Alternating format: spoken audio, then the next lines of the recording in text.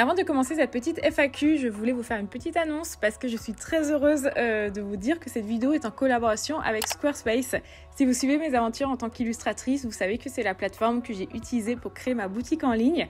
Pour ceux qui ne connaissent pas Squarespace, c'est la plateforme tout en un qui a été conçue pour permettre aux entrepreneurs de se démarquer et de réussir en ligne. Personnellement, j'ai utilisé pour créer mon site en fait grâce aux templates qui sont déjà disponibles, que j'ai pu personnaliser pour réaliser notamment ma page de portfolio où j'ai glissé les éléments qui m'intéressent, mais surtout pour ma boutique en ligne. Si vous suivez mes studios vlogs, vous savez que ça fait à peu près plus d'un mois et demi maintenant que je vends grâce à Squarespace. Et pour le moment, je suis très satisfaite et je recommande leurs outils. D'ailleurs, je remercie encore toutes les personnes qui m'avaient suggéré cette plateforme. Si ça vous intéresse, n'hésitez pas à visiter squarespace.com/ectomorph pour l'essayer gratuitement. Et si vous avez envie de franchir le pas, vous pouvez utiliser le code ectomorph pour économiser 10% sur votre première commande de site web ou de domaine. Et je les remercie encore pour ce sponsor et je suis trop contente de créer du contenu en collaboration avec eux. Hello, bonjour à tous, Guten Tag, bienvenue dans une nouvelle vidéo. Aujourd'hui, on se retrouve dans une petite FAQ. J'aurais adoré, les copains, dessiner en même temps que cette FAQ, mais je pense que ça se remarque pas à l'écran parce que je pense que je vais un peu manipuler dans le logiciel de montage, mais surtout, je suis en face de la fenêtre, donc ça va, ça passe à peu près, mais la réalité, c'est qu'il fait maxi sombre et en vrai, je ne peux pas vous filmer une illustration. À l'heure actuelle, il fait tellement sombre. Le seul endroit où je pourrais filmer, c'est là sur mon bureau. Mais derrière mon bureau est trop mal placé et j'hésite à le changer de place parce que du coup ma main, waouh, en fait j'enregistre ma voix avec mon téléphone. Donc il y a la fenêtre ici, il y a ma main là et en fait quand je dessine, je fais de l'ombre sur du coup mon papier et pareil je peux pas filmer à mon bureau et je peux pas filmer autre part dans l'appart parce qu'il fait tellement nuit. Donc désolé les copains, ce sera pas une vidéo où je vais dessiner dès qu'il y aura à nouveau de la lumière, à savoir au mois de mars. Promis, j'arrête de me plaindre de la lumière dans toutes mes vidéos. Je vous referai à nouveau des vidéos de ce genre. Mais du coup, ce sera un peu une sorte de podcast. De toute façon, vous avez été hyper nombreux à me demander si je pouvais faire des vidéos beaucoup plus longues sur ma chaîne. Et donc du coup, je vais essayer de faire en sorte que cette vidéo soit assez longue parce que je sais que vous aimez bien ce type de format. Et surtout, beaucoup d'entre vous, comme moi, lorsque je consomme YouTube, créent en même temps que vous regardiez mes vidéos. Et je sais que vous aimez bien du coup lorsque il y a beaucoup de paroles.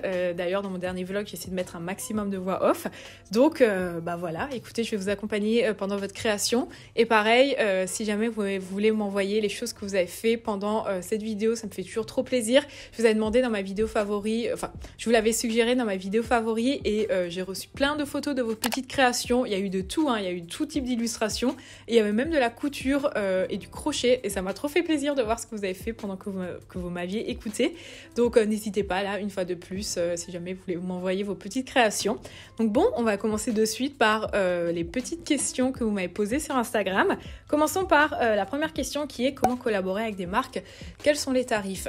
Donc je suis allée sur le profil de cette personne qui est quand même déjà un petit peu suivie, qui a à peu près 6000 abonnés et donc je pense que peut-être que tu parles pour ton expérience et que c'est quelque chose qui t'intéresse. Donc je vais te parler moi de ma propre expérience, comment les choses se sont passées. Il faut savoir que ceux qui me suivent depuis longtemps, vous le savez, moi j'ai une présence sur internet depuis maintenant plus de 10 ans. J'ai créé ma chaîne YouTube, celle d'avant, elle s'appelait déjà Ectomorph, il y a à peu près une dizaine d'années où je parlais déjà d'art. C'était pas du tout des formats tels qu'ils sont à l'heure actuelle, c'était vraiment des formats purement dans l'esthétique. Et à ce moment-là, il y a personne qui faisait ça sur le YouTube français et je pense que ça m'a permis de me positionner dans une niche au bon moment et j'ai gagné beaucoup d'abonnés à ce moment-là. En réalité, je pense que la plupart des gens qui me suivent sont des gens qui datent encore de cette période et le fait d'avoir gagné de la visibilité assez rapidement, c'est ce qui m'a permis du coup d'avoir accès à mes premiers partenariats. Mais il y a une différence entre mes premiers partenariats où j'ai reçu des trucs gratuits et effectivement où j'étais rémunérée. Donc moi, mes tout premiers partenariats, je les ai eus grâce à de la visibilité, donc partenariat non rémunéré. Et en fait, je viens de me souvenir quel a été mon tout premier partenariat. C'était pas du tout rémunéré. Mais les copains, vous savez avec qui c'était? C'était avec Shein. Oui, moi qui se retiens de pas faire des stories parce que j'ai décidé de que parler du positif sur mon compte Instagram, même si à chaque fois je suis à deux doigts de genre publier max de stories de tout ce qui se passe dans le monde. Oui, moi qui du coup se retiens de pas publier des stories sur la fast fashion tout le temps. Et là en plus il y a Black Friday qui s'approche et je suis à deux doigts de faire une story en mode bonjour à tous, sauf aux influenceurs qui continuent à faire la promotion de la fast fashion en 2023 en ce Black Friday. Mais sachez que je l'ai fait. je suis passée par là, Shein, alors à l'époque ça s'appelait Sheinside, ou c'était Romui, enfin bref c'était à peu près le même site, m'avait proposé un code promo sur leur site internet et je vais du coup porter leurs choses dans une vidéo. D'ailleurs si je retrouve la vidéo je vous la mettrai, c'était genre une veste, des collants et un bomber je crois, je sais plus, mais bref, j'étais très contente à l'époque. Faut savoir que j'étais étudiante, hein, je vivais avec la bourse, donc forcément, tu reçois des trucs gratuits, ben, t'es trop content. Donc ça, c'était pas rémunéré, évidemment. Ensuite, ma première collaboration rémunérée, elle est hyper sketchy et j'en suis vraiment, vraiment pas fière. J'en avais d'ailleurs parlé dans la vidéo de Justin Buisson. Il me semble du coup que c'était en 2016. Je suis contactée par une entreprise indonésienne qui a un système de... je sais pas comment t'appelles ça, tu sais, de vidéos, de live, une sorte d'application où tu peux faire des lives en fait. Et ils me disent, bah en fait, si tu fais 3 lives, je crois, un par semaine, on te rémunère 400 €. Bah moi, franchement, à l'époque, j'entends ça, je suis en mode, mais de ouf, enfin, je trouve ça incroyable. Je dis à ma mère, ouais, on est prêt à me payer 400 € pour faire des lives et tout. Je trouve ça vraiment, vraiment ouf. Je sais que ça sonne très mal le début de l'histoire, mais en vrai, il y a des trucs qui sont vraiment pas ouf. Attendez. Donc en clair, je vais sur l'application, je télécharge l'application et tout. Et en vrai, je la trouve pas ouf l'application. Mais en même temps, je me dis, en vrai, moi, je peux faire ce que je veux et je suis pas responsable de ce qu'il y a sur la plateforme.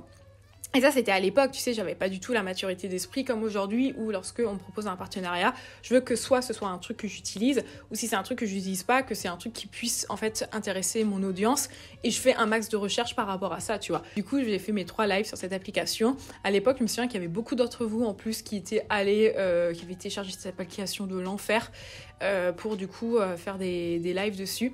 Et je crois 1 an plus tard, j'avais fait des recherches par rapport à cette application et c'est horrible, hein, vraiment c'est horrible. Il y avait effectivement des histoires de prostitution. Est-ce qu'on peut parler de prostitution pour les personnes qui vendent leurs services à travers une webcam, j'en sais trop rien. Je suis vraiment pas fière de ça, mais moi, tu sais, je voyais pas le mal et j'étais en mode, du coup, je vais utiliser l'application. Et en vrai, c'était trop mimi, hein, tu vois. Genre, moi, je montrais mes livres d'art sur le truc, j'étais en mode, alors, vous voulez voir mes livres d'art? Et entre 2 trucs où les gens me disaient, ah tiens, c'est quoi ton artiste préféré? T'avais des gens qui m'envoyaient, show me your tits. Oh waouh, vraiment une époque le truc. Donc ça, c'était mon 2e partenariat rémunéré. Et après, genre, les partenariats sérieux, du coup... C'était, putain, je suis grave en train de rigoler. C'était quand je me suis lancée du coup à mon compte. J'avais à peu près 14 000 abonnés sur Instagram. Et ma première collaboration du coup rémunérée, c'était... Alors je sais pas si je peux dire les marques, donc je vais juste... vu que je vais parler de rémunération, je vais juste vous dire de quoi il s'agissait.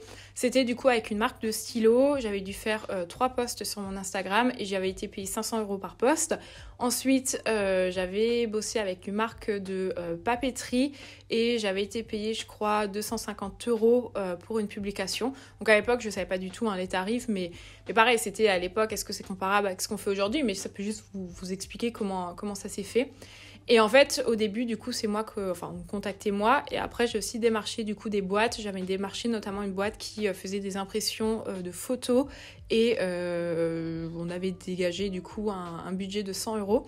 Donc ouais, ça a commencé comme ça. En vrai, tu peux contacter les marques. Et si tu contactes en fait les marques, il faut vraiment que tu appuies, on va dire, un petit peu ta candidature. Pourquoi est-ce qu'une marque va investir de l'argent pour travailler avec toi? Donc du coup, tu peux leur expliquer ce que tu peux proposer. Ça peut être soit effectivement leur donner de la visibilité via ton audience si tu es beaucoup suivi, si tu as une audience niche. Il faut savoir qu'aujourd'hui, être beaucoup suivi, c'est plus non plus la clé comme ça a été il y a quelques années. Les marques, au contraire, préfèrent bosser avec des audiences qui sont hyper niches plutôt qu'avec des influenceurs qui ont des millions d'abonnés où au final, tu touches pas vraiment en fait une audience spécifique. Si par exemple, tu n'as pas 100% de la visibilité ou s'il faut encore travailler là-dessus, tu peux aussi leur proposer en fait juste de la création de contenu pour eux en leur disant écoutez, on peut bosser ensemble, moi je vous fais tant de photos ou je vous fais des vidéos et je peux du coup vous les vendre. Ça c'est ce qu'une copine à moi fait très souvent, c'est un petit peu du coup de la marque blanche et ça marche aussi très bien. La coupe rose, c'est pour quand? Écoutez, je ne sais pas. J'espère peut-être bientôt. Je pense que je vais d'abord passer les fêtes en famille en étant blonde, parce que c'est déjà un énorme choc pour ma famille. On me le répète dès que je rentre dans ma famille, même si je les aime de tout mon cœur. Et après, je pense qu'une fois que ça se sera fait, que Noël sera passé, peut-être qu'à ce moment-là, je me ferai les cheveux roses. est-ce que tu comptes parler de ta nouvelle pratique dans ton sketchbook ? Oui, peut-être que je ferai une vidéo à ce sujet. En vrai, je vous avoue que mon sketchbook, c'est un peu devenu genre ma safe place en ce moment. C'est un peu l'endroit du coup où je crée tous les soirs, je fais des choses sans forcément me poser la question si c'est esthétique, si ça fonctionne ou pas. Et surtout, je dessine de façon très gestuelle et c'est une chose que je fais pas forcément avec les dessins que vous voyez sur mon Instagram et ça me fait beaucoup de bien et du coup, c'est un peu mon jardin secret. Tu es plus illustratrice ou créatrice de contenu ? Ah oui, donc du coup, ça c'est une personne qui m'a posé vraiment beaucoup de questions par rapport à ça. Du style, t'es plus illustratrice ou créatrice de contenu, tu fais encore beaucoup de prestations d'illustration pure ou c'est surtout de la création de contenu. Alors, j'ai un peu du mal avec cette question de tu es plus ci ou tu es plus ça. Parce que pour moi, je trouve que je suis les deux. C'est vrai que quand je me présente, j'ai tendance à dire que je suis illustratrice en numéro 1, parce qu'il y a encore beaucoup de clichés sur la création de contenu. Et c'est vrai que je suis moins prise au sérieux en fait quand je dis que je suis créatrice de contenu. Donc du coup, j'ai un peu cette réserve de pas le dire de suite, mais en réalité, je trouve que je suis les deux et moi, je me considère vraiment les deux parce que j'adore faire du montage vidéo et j'adore, tu vois, par exemple, faire des studio vlogs, je trouve ça trop chouette. Et à côté de ça, je dessine beaucoup. Par exemple, en ce moment, j'ai beaucoup dessiné, mais j'ai pas publié. Donc du coup, c'est pas parce que je publie pas que je suis moins illustratrice aussi. Donc ouais, j'ai un peu du mal en vrai avec cette question. Moi, je me considère les deux. Après, ça dépend vraiment dans quel prisme on regarde mon travail. Mais en tout cas, moi, je me sens autant illustratrice que créatrice de contenu. Et je trouve que c'est deux métiers qui sont vraiment trop chouettes. Je sais aussi, les copains, je vais vous le dire honnêtement. C'est pour ça que vous êtes discrets sur les réseaux sociaux en mode... on sous-entend des gens et tout, et ils vont jamais tomber dessus. Évidemment que je tombe dessus. Je sais que ça pose problème pour beaucoup de gens, que j'ai une certaine visibilité qui a été atteinte grâce à la création de contenu et qui du coup me permet d'avoir des projets en illustration. Parce que... je sais pas pourquoi, mais je sais que ça pose problème parce que j'ai l'impression que dans le milieu de l'illustration, il faut juste faire de l'illustration pour être considérée comme illustratrice. Si j'étais sculptrice, par exemple, que mes sculptures m'avaient permis d'atteindre une certaine notoriété et que cette notoriété m'aurait permis d'avoir des projets en illustration, je pense que ça n'aurait pas autant posé problème, mais ça pose problème. En vrai, je sais que ça pose problème, on critique un petit peu ça. En vrai, moi, je m'en fiche, je suis très heureuse de ce que je fais et tant que j'ai un métier que j'aime, je vais pas m'excuser et je verrais pas pourquoi faut mettre des gens dans des cases, surtout dans la création. En fait, moi, je sais pas, je fais plein de types de créations et je me considère artiste et c'est pas pour autant que du coup, je vais me limiter par rapport à des trucs. J'ai toujours aimé faire des vidéos et je continuerai à les faire. Du coup, si vous voulez des chiffres concrets, j'ai fait un petit graphique par rapport à ma rémunération sur ces deux entités, la création de contenu et l'illustration. Dans l'illustration, j'ai aussi du coup mis ma boutique parce que je trouve que ça compte aussi en vrai la boutique. Donc du coup, vous pouvez voir que cette année, en matière de chiffre d'affaires, j'étais plus illustratrice que créatrice de contenu. Donc pour qui j'ai bossé cette année, si jamais ça vous intéresse, j'ai fait beaucoup de missions avec Adobe du coup en interne. Donc c'était pas vraiment de l'illustration, c'était plus du graphisme et de l'enseignement entre guillemets. J'ai fait une illustration personnalisée pour l'une d'entre vous. J'ai bossé avec... en fait, j'en ai jamais parlé. Des fois, j'ai des projets, j'ai pas forcément envie de les partager. J'ai bossé du coup avec Pearl & Co, qui est un site Pearl, et j'aurais fait une carte à l'occasion, je sais plus de combien d'années du site internet. Du coup, c'est une carte à colorier en fait, qui est distribuée dans toutes les commandes qui sont faites sur le site internet. J'ai bossé sur des projets de packaging. Alors, j'ai bossé sur un énorme projet de packaging. J'ai pas signé de clause de confidentialité ou quoi que ce soit. Du coup, je suis en mode, je sais pas si je peux en parler, mais en clair... en début d'année, j'avais été contactée pour un projet trop chouette qui avait été un packaging d'un objet qui aurait été vendu dans toutes les Fnac de France. Et j'ai été contactée du coup pour mon style de dessin, à savoir un style très coloré. Enfin bref, vous connaissez mon style de dessin. Et pour qu'au final, après des semaines d'aller-retour, ils me disent « écoutez, c'est beaucoup trop coloré en fait. » Vous voulez pas faire un truc plus minimaliste? Et là, j'étais en mode, mais dans ce cas-là, contacter un autre artiste. Enfin, ça va pas dans votre tête, c'est quoi? Genre, ça a été la marque X Ectomorph et j'aurais fait un truc minimaliste. Enfin, je comprends pas. Je comprends pas la démarche. Des mois après encore, je ne comprends pas. Et du coup, j'ai décidé d'abandonner le projet en disant, je vais pas aller plus loin en fait. Soit vous me contactez pour mon style, soit vous contactez un autre artiste, mais je vais pas faire une collaboration où je vais pas faire un truc coloré, enfin bref. Et donc du coup, par exemple, pour ça, j'ai été payée quand même. Ensuite, j'avais fait un appel d'offres pour du packaging qui, pareil, n'a pas vu le jour. J'ai vraiment la poisse sur les trucs de packaging. J'avais fait un appel d'offres l'année dernière aussi où ça n'a pas vu le jour. Donc je pense juste que ça marchera jamais. Peut-être un jour ça marchera. J'ai quand même fait la collab avec Bombay Saphir, donc je suis contente. Mais en vrai, peut-être que mon art n'est pas fait pour le packaging. Mais en tout cas, voilà, ça c'est par exemple les missions que j'ai pu faire. Je démarche plus d'illustration spécialement parce que les gens peuvent venir à moi. Si vous avez envie de venir, il n'y a pas de souci.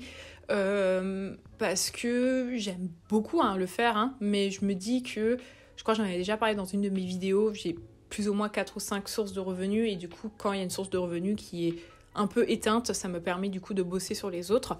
Et ouais, voilà. Donc ça, c'est pour qui j'ai bossé. Est-ce que les piétons berlinois attendent vraiment que le feu soit vert ? Oui, les copains. Et d'ailleurs, c'est vraiment une habitude, en fait, que j'ai prise maintenant. Je suis rentrée en France, là, il y a quelques semaines. Et il y avait pas de voiture qui passait, mais le feu piéton était rouge. Et en fait, je voyais tous les Français, du coup, je parle comme si j'étais pas française, bref, vous voyez ce que je veux dire, mais je voyais du coup tous les Bordelais traverser, et moi j'attendais, et c'est là que je me suis dit, oh waouh, c'est bon, c'est fait, maintenant j'ai vraiment cette habitude, et cette habitude, je l'ai vraiment ici. Germany, we don't say you should wait for the green light. We say who crosses on red ends up dead. Rotgänger, Totgänger. And I think it's beautiful. Bon, s'il y a personne à l'horizon, j'y vais, quoi. Ici, c'est mal vu. On se prend des regards, parfois des réflexions, il faut pas faire ça, quoi. Surtout quand il y a des enfants en face. Pour pas donner le mauvais exemple. Ouais, on fait gaffe à nos enfants. On n'a pas beaucoup en Allemagne. On a 1,3 enfants par couple, donc il faut qu'on les protège. Ja, ich will nicht, dass ein Kind wegen mir dann auch über Rot rennt, weil es sagt, oh guck mal, da läuft ein Mann. En termes de vidéos, j'aime beaucoup les vidéos longues, plus sur ta chaîne si c'est possible. Les petits loulous, j'aimerais bien, mais j'en ai parlé du coup dans ma dernière vidéo. Je passe un peu entre les mailles du filet de la monétisation. J'en ai parlé ça d'ailleurs dans ma dernière vidéo et je crois que ça a été mal compris. Beaucoup de gens pensaient que je me plaignais du coup de manque de visibilité. Je pense que j'ai déjà une très bonne visibilité. Évidemment, on dit jamais non à plus, mais je suis très heureuse aujourd'hui de la visibilité que j'ai, tous les projets que ça m'apporte et tout. Moi, ce qui aujourd'hui je regrette, c'est que mes vidéos me permettent pas de gagner suffisamment d'argent. Et je sais pas pourquoi, parce que lorsque je regarde les autres créateurs de contenu par rapport au nombre de vues qu'ils font, ils gagnent plus que moi. Moi, je sais pas pourquoi mes vidéos sont quasiment pas monétisées. Alors, je sais pas si c'est parce que je suis dans un milieu niche. J'en sais rien, vraiment j'en sais rien. Et ça, c'est vraiment un truc que je regrette. Et c'est pour ça que du coup, il y a autant de sponsors aussi sur mes vidéos YouTube. Parce que ma chaîne YouTube me rapporte fondamentalement quasiment rien en fait, et je sais pas pourquoi. Donc du coup, c'est une des raisons pour lesquelles malheureusement je peux pas faire plus de vidéos. Si effectivement YouTube me rémunérait, je pourrais passer plus de temps dessus. Donc j'essaye, lorsque je fais des contenus comme ceci, de beaucoup parler, de vous faire des vidéos longues, comme ça vous pouvez les regarder même limite en plusieurs fois, ce qui vous permet d'avoir plusieurs vidéos. Mais tant que la rémunération sera aussi faible, malgré le fait que j'adore faire des vidéos YouTube, il faut quand même que je paye mon loyer et que je puisse en vivre, il n'y aura pas forcément plus de vidéos. Comment as-tu fait pour générer plein de ventes sur ton site en ligne ? J'ai beaucoup de mal. Tout simplement parce que, je vais le dire en toute honnêteté, parce que j'ai des gens qui me suivent et j'ai une communauté. Je pense qu'il faut arrêter aussi de se voiler la face lorsque beaucoup d'influenceurs vous donnent des conseils pour lancer leur marque et ne parlent pas du fait qu'en fait ils ont une communauté. Très honnêtement, lorsque tu as une communauté, tu peux mener à bien quand même sacrée tonne de projets, j'ai envie de te dire, des projets que tu pourrais pas mener si tu n'en avais pas une. Et en fait, oui, le fait d'être suivi, ça m'aide beaucoup. Et aujourd'hui, c'est ça qui me permet effectivement d'avoir des ventes. Après, au tout début, du coup, c'était pas forcément évident non plus. Ça m'a pris beaucoup de temps, pareil. En tout cas, faut pas que tu te décourages. Ça peut prendre du temps. Ce que je peux te recommander de faire, si par exemple, t'as pas forcément du trafic sur ton site internet, ça serait plutôt de vendre dans des marchés ou de vendre dans des boutiques. Ça peut être une très bonne option, rien que pour commencer. Ou, je sais pas, il y a même des fois des espaces comme des cafés ou même des restos aussi qui peuvent vendre des illustrations. Ça peut être bien aussi, du coup, de sortir un petit peu du virtuel afin de pouvoir générer du coup tes premières ventes. Ensuite, j'ai une autre question que je trouve trop intéressante qui est: que fais-tu pour que ton travail soit plus écologique ou du moins en adéquation avec tes idéologies ? Alors, je pense que je suis pas la meilleure là-dedans, mais en vrai, je pense que ça va. Je me débrouille pas trop mal non plus. Déjà, de base, je pense pas que mon activité en soi est ultra polluante. en dehors de l'empreinte numérique, c'est-à-dire à savoir publier des vidéos sur internet, publier tout simplement du contenu sur internet, bah ça pollue aussi. Après c'est sûr que ça pollue à moindre mesure comparé à peut-être d'autres activités. Mais du coup ouais, les choses que j'essaye de faire au quotidien, là je suis en train de voir ma peinture, je suis en mode c'est de l'acrylique c'est du plastique et je le rince dans l'évier de ma cuisine, donc non. En vrai, peut-être que je suis pas écolo là-dedans. En vrai, enfin, j'essaie quand même, tu vois, au maximum de faire des choses cohérentes. Déjà, ce que j'essaye de faire par rapport, tu vois, à la création de contenu, déjà, bon, je suis en train de réfléchir. Déjà, tout le matériel que j'utilise, c'est du matériel que j'utilise jusqu'à sa fin de vie, vraiment. Mon ordi est très vieux. Après, bon, il y a aussi les raisons peut-être financières à ça. Mais d'un point de vue général, j'essaie toujours, tu vois, de traîner tout le matériel que j'ai jusque vraiment à leur fin de vie, parce que j'ai pas envie de surconsommer. Aujourd'hui, j'ai un iPhone 11, iPhone 10, je sais plus. Alors que on en est déjà bien loin au niveau des iPhones, je sais même pas à quel numéro on est. Et tu sais, typiquement, pour la création de contenu, ça serait beaucoup plus intelligent pour moi que j'ai le dernier téléphone pour avoir les meilleures vidéos sur Instagram. Mais en même temps, je suis dans ce truc de ça sert à rien de consommer pour consommer. Donc voilà, toutes ces questions, tu vois, de création de contenu, j'essaie quand même de me débrouiller avec ce que j'ai à l'heure actuelle et pas acheter pour acheter. Ensuite, lorsque je fais des partenariats, je fais aussi attention à avec qui je travaille. Je fais toujours un petit peu des recherches en amont aussi. Je suis pas toujours parfaite non plus là-dedans parce que des fois c'est compliqué. Mais c'est vrai que par exemple, il y a quelques années, j'avais pu être contactée, tu vois, pour un chouette projet avec une marque. Je sais plus ce que c'était, mais c'est une marque du coup qui appartenait à un grand groupe. Et j'étais en mode, j'ai pas trop envie de mettre ça en valeur. Il me semble que c'était Nestlé ou un truc du genre. Même si des fois j'achète aussi leurs produits. Mais tu vois, c'est beaucoup de questions, c'est beaucoup de recherches à faire par rapport à ça. Je suis très certainement aussi tombée dans des questions de greenwashing. Mais je fais vraiment, vraiment très gaffe pour que les choses soient éthiques. Donc je fais beaucoup, beaucoup de recherches. Lorsque je peux... et que j'ai des partenariats, je préfère 1000 fois mettre en avant des services plutôt que des produits parce que je me dis qu'en vrai c'est moins de consommation en fait qu'un service. Par exemple, Squarespace, c'est utile, hein, c'est pour créer son site internet, du coup c'est un service. Je trouve ça mieux peut-être que promouvoir, tu vois, des choses dont on n'avait pas l'utilité, mais du coup on est obligé de les fabriquer pour. Donc ça c'est aussi une démarche dans laquelle je suis. J'accepte très très très rarement des envois et Dieu sait qu'en vrai je pourrais avoir toute ma maison de façon complètement gratuite, hein. En vrai de vrai, je pourrais, hein. Enfin c'est horrible, hein, mais lorsque tu es influenceur, tu peux demander littéralement tout gratuitement et je l'avais déjà fait pour certains trucs, mais j'évite de le faire aussi parce que j'ai pas envie non plus de pousser à la consommation et j'ai pas envie de vous dire tiens regardez, je sais pas, genre j'ai vu ce nouveau siège et donc du coup en parler sur internet et créer un besoin en fait chez les gens qui n'est pas là de base. Donc ça c'est un peu les démarches dans lesquelles je suis par rapport à ça, même si je sais que je suis pas parfaite. Et à long terme, aujourd'hui je peux pas par rapport à ma rémunération actuelle, mais à long terme j'aimerais potentiellement vraiment réduire aussi les partenariats parce que c'est quand même poussé à la consommation et plus le temps avance, moins je suis en adéquation avec ça aussi. Mais bon, pour le moment, je trouve que toutes les choses que je vous propose, en vrai, ça aide dans la vie de tous les jours et c'est des choses que je sélectionne moi-même, donc ça va. Mais peut-être qu'à long terme, j'aimerais vraiment, pas à 100% m'en passer, mais au lieu d'en faire autant, en faire peut-être un peu moins. Donc ça, c'est pour la partie création de contenu. Pour la partie illustration, notamment sur la boutique, je fais gaffe à pas avoir de plastique, en fait, dans ce que j'envoie. Et d'ailleurs, petit fun fact, je sais que dans mes illustrations, beaucoup de gens ont des pochettes en plastique compostables. Mais sachez, en fait, que malheureusement, c'est compostable, il me semble, dans... je sais pas si t'appelles ça des composts industriels, mais en tout cas c'est pas dans le compost de jardin que tu peux mettre ta pochette plastique en fait. C'est un peu une sorte de greenwashing aussi. Donc par exemple pour des trucs comme ça, j'utilise plus ce type de produit, donc du coup je vais utiliser du papier de soie. Je fais gaffe aussi à ce que mes produits soient faits localement. Après je suis pas parfaite là-dessus, hein. Là honnêtement j'ai rouvert ma boutique dans une ville que je connais pas. Je suis passée par des sites internet du coup qui étaient faits en Europe et c'est pas fait 100% localement et j'aimerais du coup lorsque je ferai des nouveaux produits, de tout faire sur Berlin. Mais ça, franchement, ça prend du temps. Si vous avez suivi tous mes vlogs, vous saviez déjà la galère que c'était. Après, dans tous les cas, à partir du moment où tu as une activité qui vend des trucs, tu pollues, en fait. Que tu le veuilles ou pas, moi, mes prints ont un impact carbone quand ils arrivent chez vous aussi, hein. Mais à un moment, je pense que je fais quand même déjà mieux que la plupart des individus, j'ai envie de dire. Et je dis pas ça par une question d'ego, je dis ça juste par réalité, tu vois. Je pense que ça passe aussi au-delà de mon activité, c'est aussi la manière dont je consomme en fait dans la vie de tous les jours, tu vois. Je vois pas trop ce que je peux faire de plus, d'ailleurs si vous avez des idées par rapport à ça, autre que fermer ma boutique, hein. En vrai, bon, je sais que ma boutique elle est pas essentielle à ce que la planète elle tourne, hein, mais en vrai ça me fait quand même plaisir. Mais en vrai non, je pense que ça va, je fais quand même beaucoup d'efforts au quotidien. Puis même de toute façon, en vrai de vrai les copains, c'est le moment où je vais devoir être très anxieuse au niveau de la planète. En vrai de vrai, je pense pas que le fait que j'utilise du papier pour emballer mes prints plutôt que le plastique, que c'est grâce à moi que je vais sauver la planète.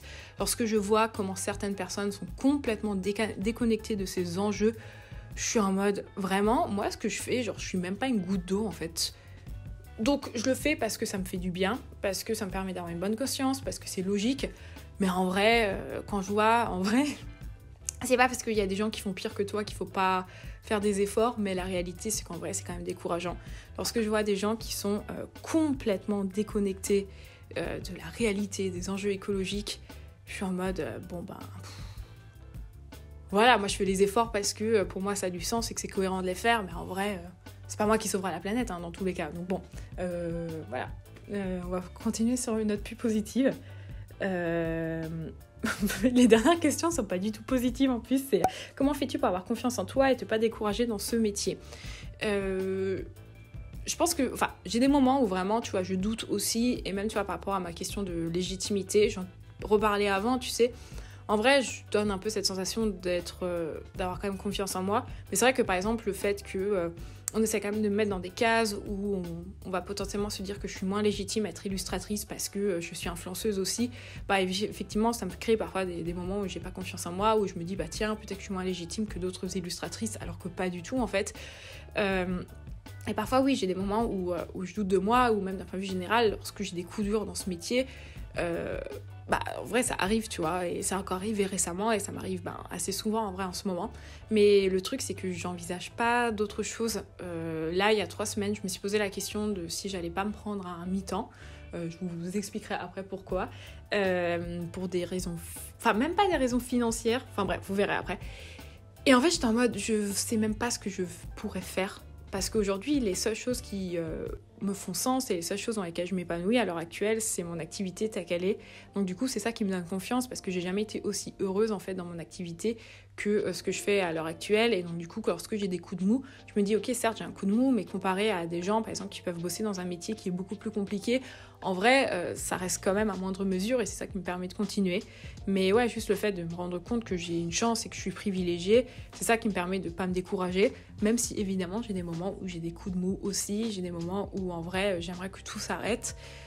Et c'est complètement normal et je pense que ça aussi c'est un truc qu'il faut conscientiser et se dire qu'en fait en tant que freelance tu peux pas être à 100% tout le temps et que c'est complètement légitime d'avoir des moments où tu as envie d'abandonner et que tous les entrepreneurs, peu importe le milieu que tu vas rencontrer, te diront ça. Tout le monde a eu des moments où tu as envie d'abandonner, donc vraiment te culpabilise pas par rapport à ça. Et perso, moi ce qui m'aide le plus c'est juste le fait d'être entourée, le fait d'en discuter avec ma famille, avec mon copain, avec mes amis, c'est vraiment des choses qui...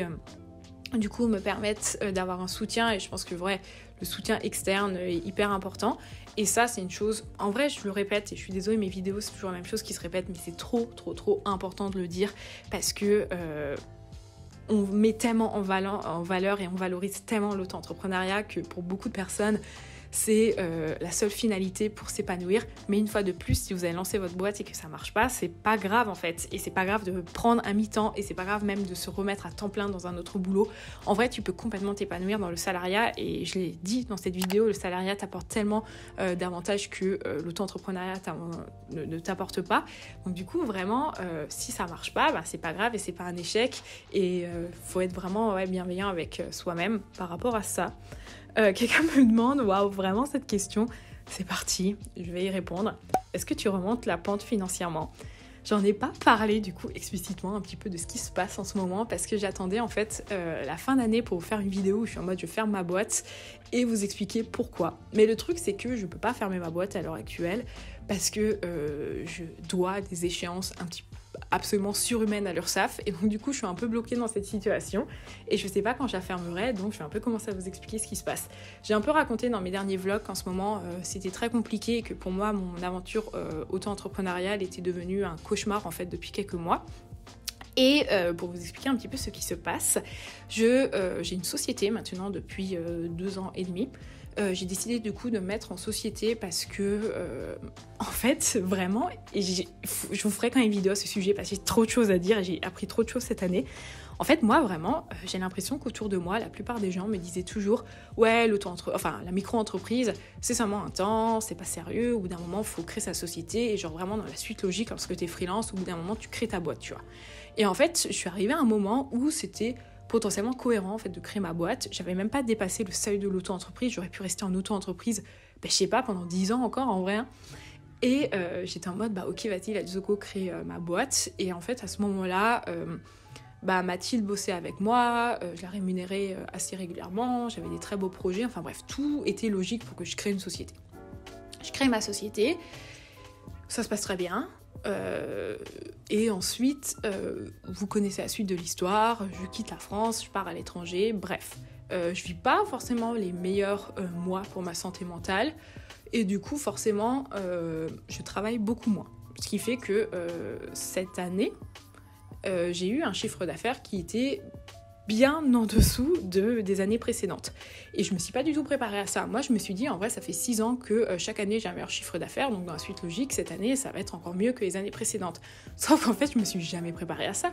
À aucun moment, je n'ai envisagé ce plan B, que potentiellement, ça peut ne pas fonctionner cette année. Et cette année, ça fonctionne pas. Enfin, non, c'est pas que ça fonctionne pas, ça fonctionne très bien, mais ça fonctionne pas autant que les autres années. On va dire que par rapport à mes projections, j'ai fait 2 fois moins de chiffre d'affaires que la suite logique, en fait. Et donc du coup, j'ai moins de chiffre d'affaires, mais j'ai beaucoup plus de charges. Ok, c'est Luisa du montage qui intervient très rapidement parce que cette partie est beaucoup trop chronophage. Je vous parle d'administratif et je m'exprime assez mal, donc je pense que je vais perdre la plupart des personnes. Mais en tout cas, je m'apprête à faire une vidéo à ce sujet qui sera un peu une vidéo de fin d'année où je vous expliquerai en détail pourquoi ça a été ma pire année d'un point de vue financier. Et au niveau de toutes ces histoires de freelance. Et donc du coup, on rentrera un petit peu plus dans les détails de pourquoi est-ce qu'on paye autant la première année en tant que gérant de société. Donc bref, je vais pas vous expliquer les enjeux. Tout ce qu'il y a à retenir, c'est que y a eu un problème en plus du fait de payer beaucoup la première année avec l'URSSAF parce que mon dossier s'est retrouvé dans 2 régions différentes. Il n'y a pas vraiment eu un transfert de dossier, donc j'ai pas pu avoir accès à plein d'informations, ce qui a retardé toutes les démarches, dont notamment le fait de demander d'échéancer mes cotisations, ce qui n'a pas été envisageable, et également de les recalculer. Donc aujourd'hui, je paye un mauvais montant. En plus de ça, malheureusement, je ne peux pas échéancer ce montant, donc on me demande en fait des sommes qui sont absolument énormes. Mais tout ça, on y reviendra dans une autre vidéo. Écoutez les gars, ça va pas mentalement. Je vais pas vous mytho. Il y a au bout d'un moment, tu peux pas en fait, en tant qu'auto-entrepreneur, garder le cap, sachant que tu dois payer plus de charges que ce que tu gagnes durant ton année en fait. Je ne sais pas comment je vais faire. J'ai beaucoup de questions en vrai par rapport à cette situation. C'est est-ce que c'est normal en fait que tu te retrouves autant dans la merde la 2e année? Je sais que la 2e année, je crois que c'est l'année en fait qui tue 9 entreprises sur 10 ou un truc du genre. Mais à ce point-là, je comprends pas en fait. Je comprends pas comment est-ce que moi en tant qu'indépendante, je suis censée me débrouiller en ayant à payer plus que ce que je gagne en fait sur l'année. Je pense que la solution, ça serait de gagner au loto. En vrai, si je peux gagner au loto à l'heure actuelle, ça serait vraiment très cool. Mais je vois pas ce que je peux faire de plus. J'ai beaucoup de questions. En vrai, vraiment, s'il y a des gens qui sont passés par là, je serais hyper preneuse de votre retour d'expérience. Est-ce que c'est normal, en vrai, enfin, je poserai toutes ces questions aussi vendredi à mon comptable, mais est-ce que c'est normal d'avoir plus de charges que ce qu'on génère au point de s'endetter? C'est-à-dire que moi, aujourd'hui, une de mes solutions pour pouvoir au moins souffler, c'est de faire un crédit à consommation pour pouvoir rembourser mes trucs. Enfin, c'est incohérent. Vraiment, c'est incohérent. Si j'avais su ça il y a 2 ans et demi, jamais de la vie, j'aurais créé une boîte, mais genre jamais, jamais, jamais, jamais.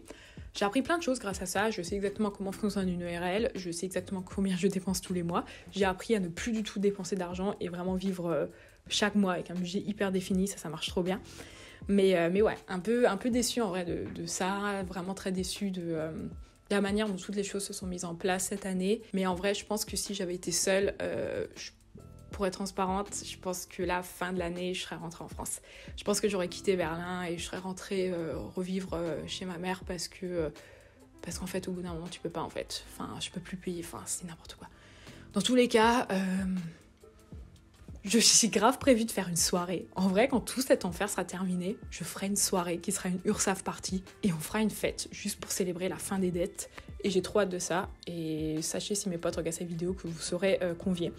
Mais ouais, bref, je m'étale. Mais en tout cas, s'il y a des gens qui veulent en parler avec moi en DM, qui veulent parler de leur expérience, je serais hyper preneuse parce que je sais pas, j'ai tellement d'interrogations et j'ai l'impression que j'ai aucune information en fait nulle part et je me sens vraiment seule là-dedans et je serais hyper partante d'avoir des retours d'expérience et ouais, comment vous en êtes sortis par rapport à ça. Et enfin, je termine par la dernière question à laquelle j'avais déjà répondu quelques fois, mais vu qu'il y a toujours des nouvelles personnes, qui est pourquoi avoir choisi Berlin. Moi, j'étais déjà venue à Berlin quelques fois et j'ai toujours un coup de cœur en fait pour cette ville. Et avant de venir ici, j'habitais du coup à Bordeaux avec mon ancien compagnon.